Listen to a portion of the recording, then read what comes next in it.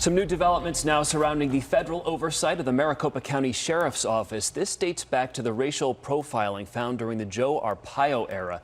Here we are 12 years later and nearly $350 million later. The MCSO is still overseen by that federal monitor. And in recent months, county officials have been speaking out, calling for an end to that oversight. Investigative reporter Amy Cutler has been following this. She learned a congressional representative adding his name to this list. Who is it and why now? Yeah, exactly right. It is Congressman Andy Biggs, who we should also mention is running for governor.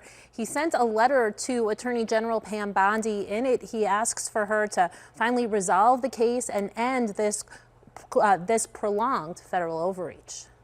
We are not any safer as a community because of this special master. Congressman Andy Biggs calling for an end of federal oversight of the Maricopa County Sheriff's Office.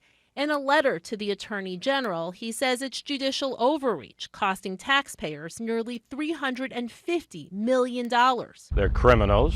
Let's get that straight. The case dates back nearly 2 decades, filed against then Sheriff Joe Arpaio for his office's systematic racial profiling of Latino drivers.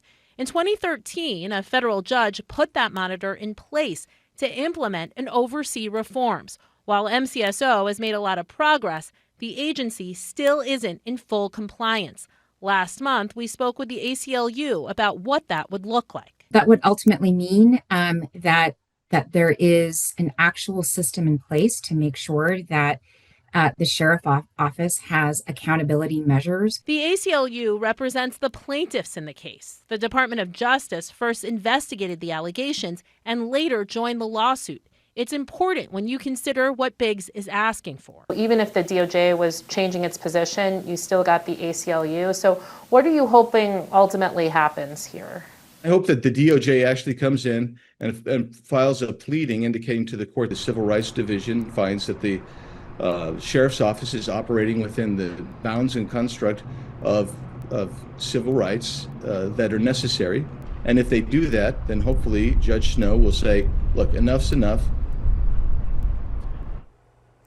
Now, the issue does appear to be gaining more traction at a community meeting back in July. Lots of people turned out. Typically, the crowd is made up of those supportive of reforms. In this last one, it was more mixed. Some were armed, which led the judge to change the location for the next meeting, which is scheduled 2 weeks from tonight. It will be held in the federal courthouse for the first time. Every time you update us on the cost, my jaw just continues to drop. So any indication that the DOJ might respond to what the congressmen and the county officials are suggesting here? And also, where does the judge stand on all this? Yeah, so lots of questions. First off, we reached out to the DOJ to get their perspective to make sure that they had received the letter. We haven't heard back.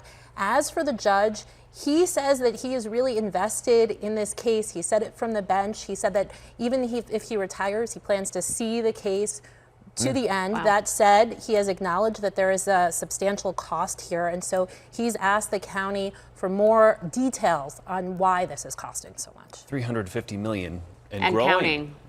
Amy, thanks.